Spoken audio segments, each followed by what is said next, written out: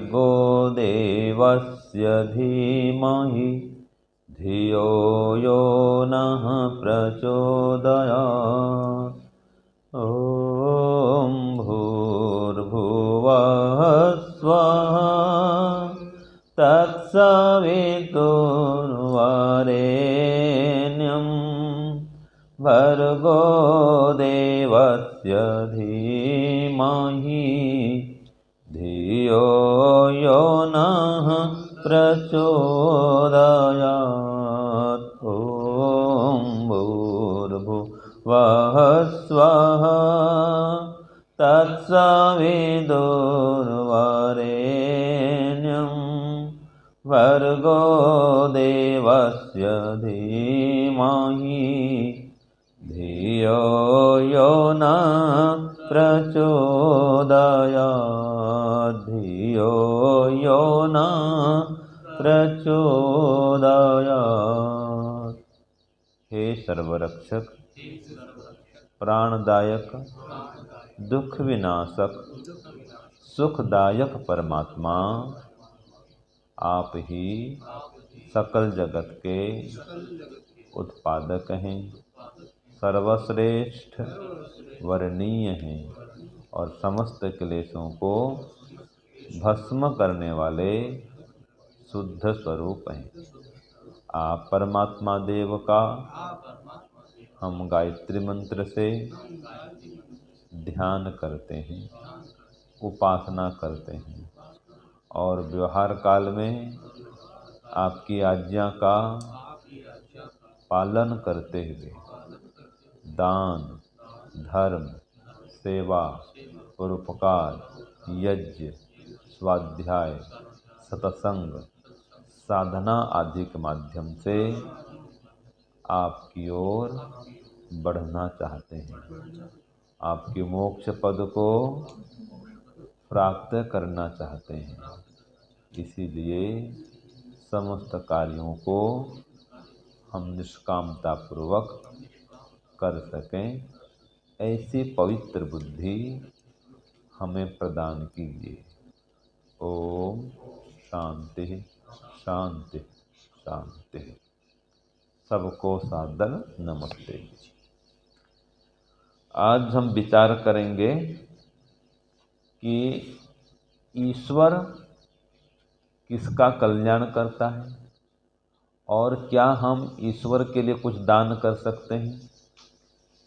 ईश्वर को कुछ हम दान में दे सकते हैं क्या, और वो किसका कल्याण करता है, वो क्या चीज़ लेता है और कैसे कल्याण करता है, कब कल्याण करता है।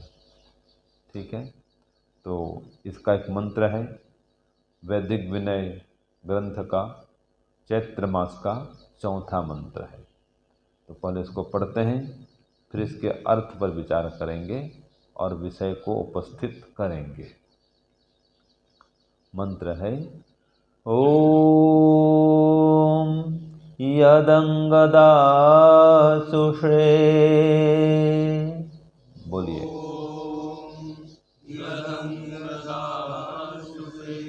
त्वमग्ने भद्रं करिष्यसि, त्वमग्ने भद्रं करिष्यसि, तवेतत् सत्यमंगिरः, तवेतत् सत्यमंगिरः। ओम यदंगदासुषे,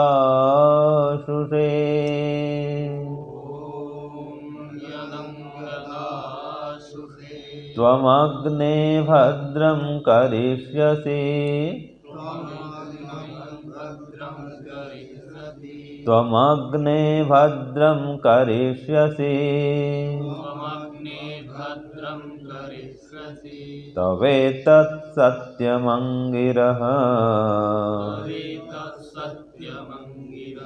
तवेतत् सत्यमंगिरः। ओम तो इस मंत्र में कहा है यद अंग दाशुषे, हे अंग परमात्मा। अंग माने प्राणों से भी प्रिय, प्राणों से प्यारा, अत्यंत प्यारा। और यहाँ पर देखो परमात्मा के लिए अंग आया और अंगिरह भी आया है। और अंगिरह का अर्थ इस पुस्तक के अनुसार जीवन का सार। क्या है? जीवन का सार। तो हे परमात्मा, आप हमारे अंग समान अति प्रिय हैं और अंगिरह हमारे जीवन के सार हैं। तो त्वम अग्ने, हे अग्नि परमात्मा, आप ज्ञान स्वरूप हैं, ज्ञान प्रदाता हैं, सबके प्रकाशक हैं। तो जो आपके लिए दाशुषे है ना, आत्मा आदि का दान करता है। देखो, दाशुषे माने आत्मा आदि का दान करने वाले व्यक्ति के लिए क्या करते हैं परमात्मा? भद्रम करिष्यति, उसका परमात्मा भद्र ही करते हैं। भद्र माने कल्याण करते हैं। और भद्र का अर्थ होता है जहाँ पर परम कल्याण है, मोक्ष, उसको मोक्ष प्रदान करते हैं। किसको मोक्ष प्रदान करते हैं?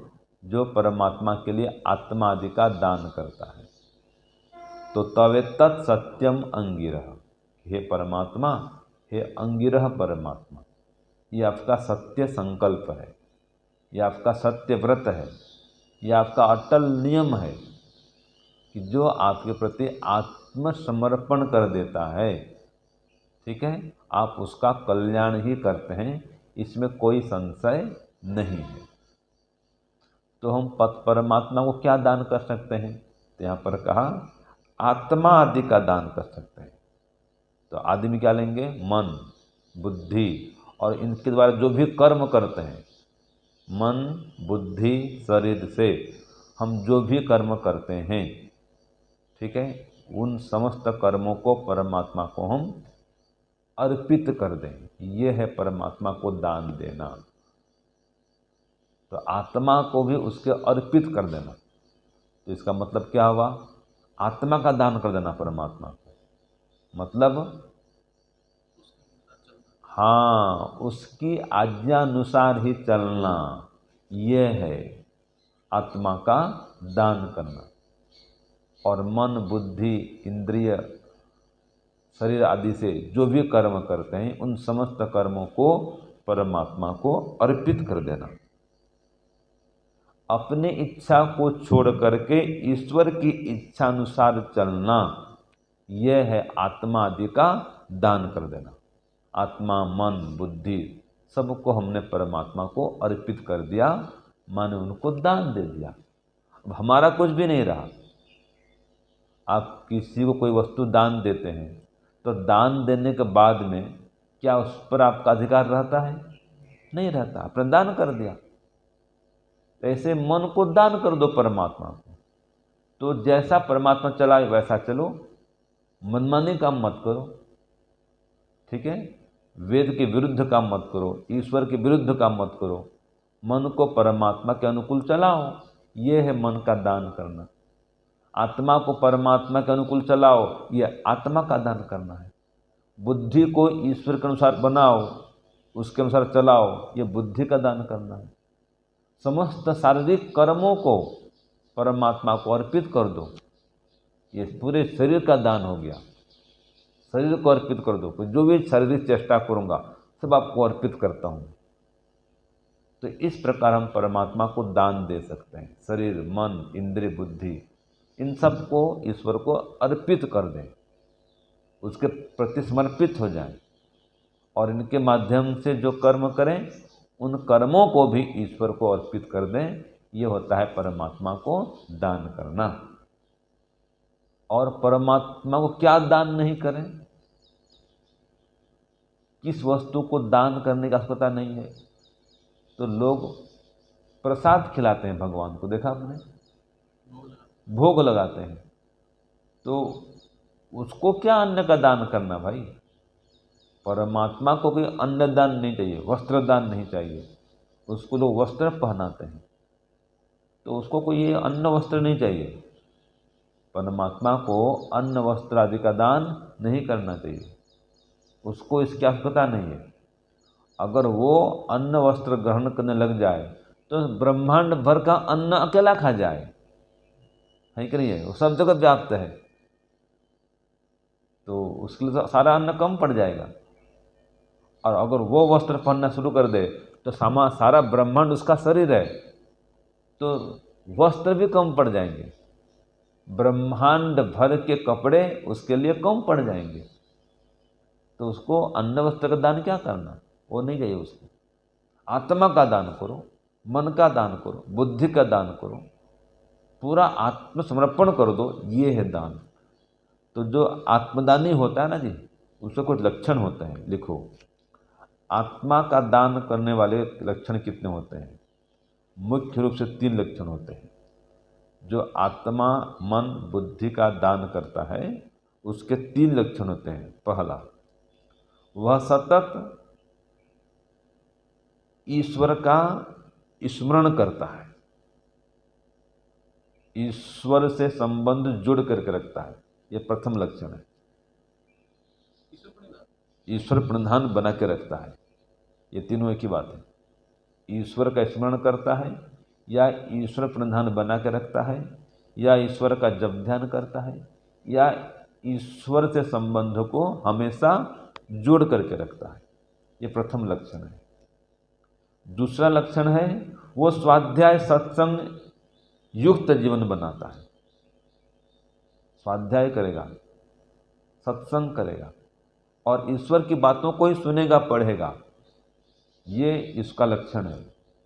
उसको ईश्वर की बातें अच्छी लगती हैं। आत्मदानी को, आत्मा का दान करने वाला जो होता है, आत्मसमर्पण करने वाला होता है, उसको स्वाध्याय सत्संग सेवा परोपकार ही प्रिय होते हैं। ये दूसरा हो गया। तीसरा है, वो निष्कामता पूर्वक ईश्वर की आज्ञा का पालन करने में तत्पर रहता है, माने परोपकार सेवा परोपकार में युक्त रहता है, ईश्वरीय कार्यों में संलग्न रहता है, ये कह सकते हैं। उसके अपने कोई काम नहीं रहते, जो ईश्वरीय कार्य है वही उसका अपना कार्य बन जाता है।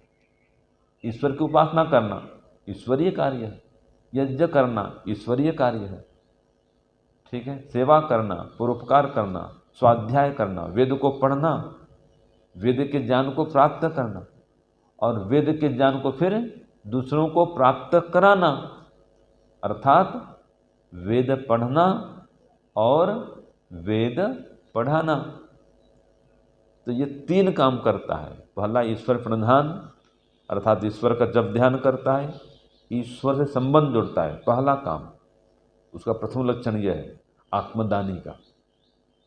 द्वितीय लक्षण क्या है? वो स्वाध्याय साधनामय जीवन बनाता है, ज्ञान बढ़ाता है, अज्ञान का नाश करता है, ये दूसरा लक्षण है। और तीसरा, निष्कामता पूर्वक सेवा परोपकार करता है। हाँ जी, संलग्न रहता है, ईश्वरीय कार्य में संलग्न रहता है, सेवा परोपकार में मग्न रहता है। तो उसने पूरा दान कर दिया, यह है आत्मदान। सब कुछ सर्वस्व दान कर देता है, तन मन धन सब कुछ परमात्मा को अर्पित कर देता है, वो आत्म बलिदानी कहलाता है।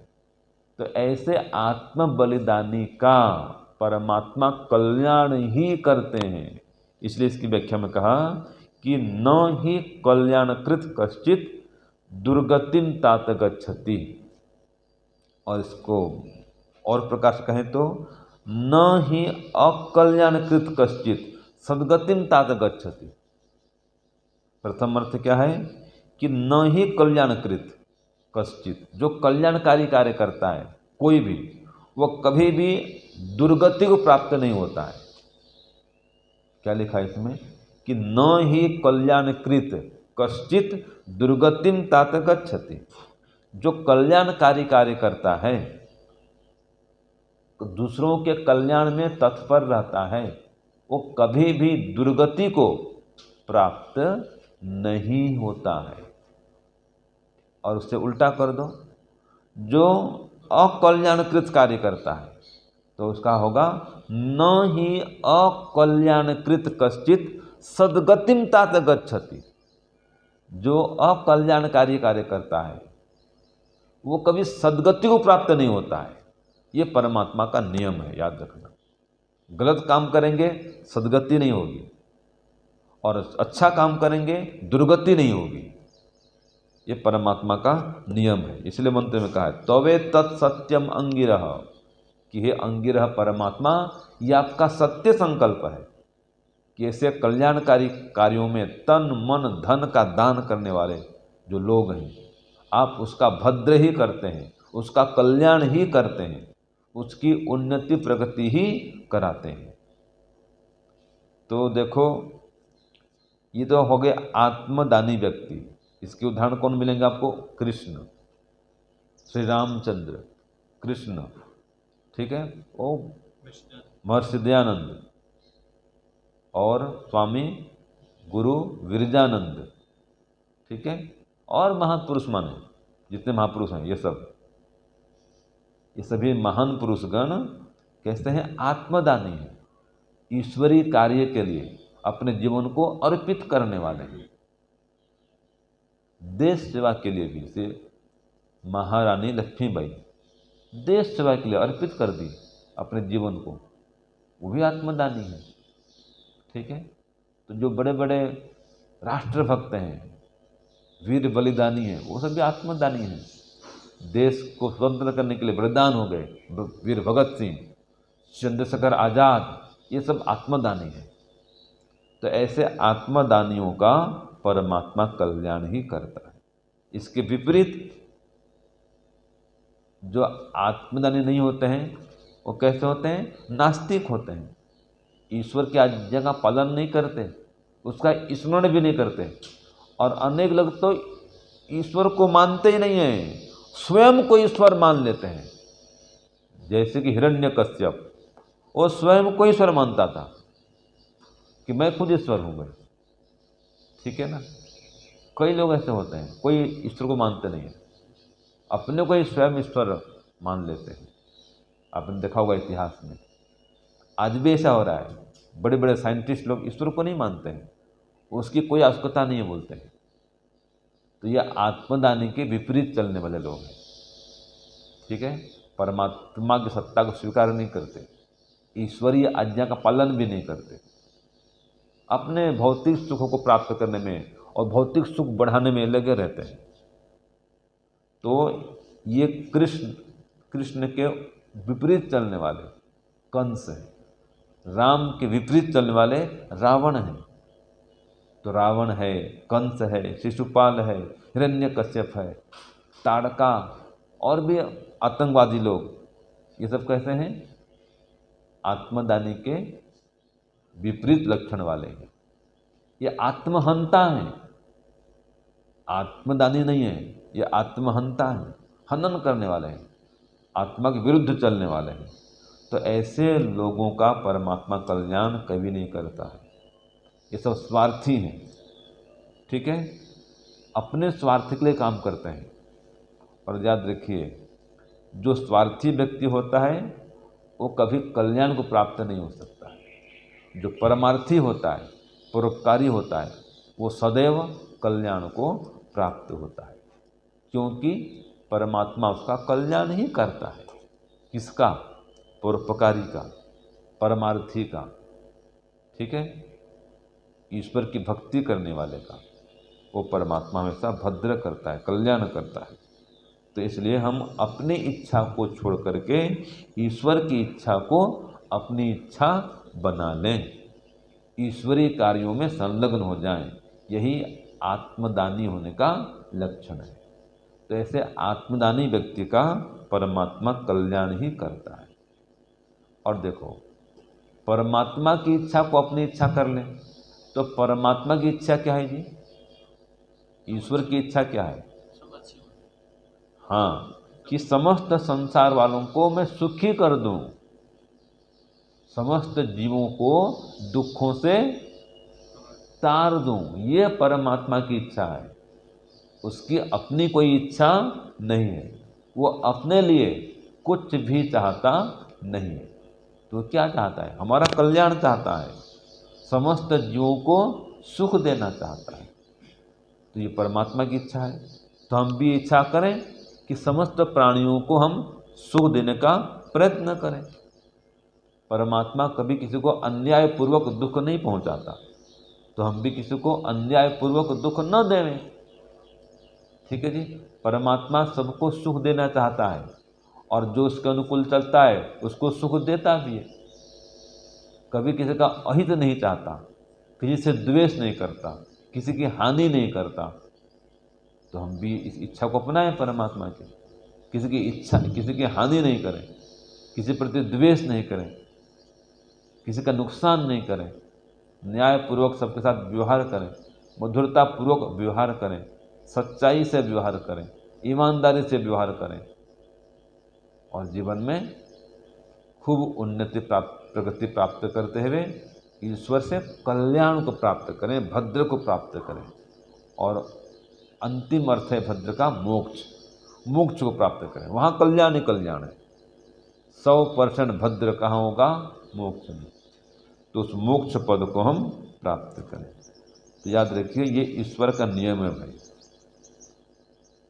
तवे तत्सत्यम अंगिरह, यह आपका सत्य संकल्प है भगवान, कि दान दाता का, कल्याणकारी कर्म करने वाले का आप कल्याण ही करते हैं। ये वेद में कहा है। अब जो वेद में कहता है वो झूठा नहीं होता, याद रखिए। वेद में कोई अनर्थक उपदेश नहीं मिलता है। ये सांख्य दर्शन सूत्र भी आता है, न अनर्थक्यम उपदेश विधि, हाँ, उपदिष्टे अपि अनपदेश, कि परमात्मा ऐसा उपदेश करेगा ही नहीं जो संभव नहीं हो, जो व्यवहार में लागू नहीं हो, ऐसा उपदेश करता नहीं है। तो अनर्थक उपदेश परमात्मा नहीं करता है। ये सूत्र लिखिए, हाँ जी, सबको लिखा देंगे।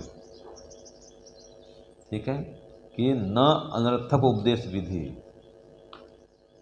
अनर्थक उपदेश की विधि नहीं है वेद में। और उपदिष्टे भी अनुपदेश, उसका उपदेश करेगा तो भी वो अनुपदेश हो जाएगा। तो जो भी वेद में कहा है वो सत्य है। यहाँ पर कहा है कि परमात्मा दान दाता का कल्याण करता है, तो हम दानी बने। जो भी हमारे पास में है उसके माध्यम से दान करें। आपके पास समय है, आप समय का दान करें, श्रम दान करें। कोई नया व्यक्ति आता है, उसको पढ़ा दें, सिखा दें, ज्ञान दे दें, आप ज्ञान का दान करें। हमारा विषय क्या है? ज्ञान का दान करना है, समय का दान करना, ज्ञान का दान करना, लोगों की अविद्या को मिटाना, ये हमारा काम है। हम इसके लिए प्रयत्न करें। जिसके पास धन है वो धन का दान करेगा, और हमारे पास विद्या है, हम विद्या का दान करेंगे। तो इस प्रकार से जो दान दाता होते हैं उनका परमात्मा कल्याण ही करता है, इसमें कोई संशय नहीं है। और ईश्वर के इस नियम में कोई अपवाद नहीं है, याद रखना। ईश्वर के नियम में कोई अपवाद नहीं होता है। हाँ, संसार में तो अपवाद मिल जाता है। ईश्वर का नियम अटल होता है, अटल। ईश्वर के नियम में कोई अपवाद नहीं होता। वही नियम अनादिकाल से चलते आता है। आज कोई नियम बदल जाए ऐसा नहीं होने वाला है। रामायण काल में कोई नियम था, आज वो नियम बदल गया परमात्मा का, ऐसा नहीं होता भाई। हर सृष्टि में वही नियम परमात्मा का। बुरा काम करेंगे दुख मिलेगा, सत्कर्म करेंगे सुख मिलेगा, इसमें कोई अपवाद नहीं है। वेद पढ़ेंगे ज्ञान बढ़ेगा, तब भी बढ़ता था, आज भी बढ़ेगा। यज्ञ करेंगे वायुमंडल को शुद्ध करेंगे, परोपकार बढ़ेगा, आयु बढ़ेगी। ये सत्य नियम तब भी है, आज भी है। तो इस प्रकार से परमात्मा के नियम का पालन करें, परमात्मा के अनुसार जीवन को आगे बढ़ाएं, तो निश्चित रूप से परमात्मा कल्याण करेगा और अपना सुख प्रदान करेगा, मोक्ष का आनंद देगा। ये मंत्र का सार है। ओम शांति ओम शम। सबको सादर नमस्ते। ओम।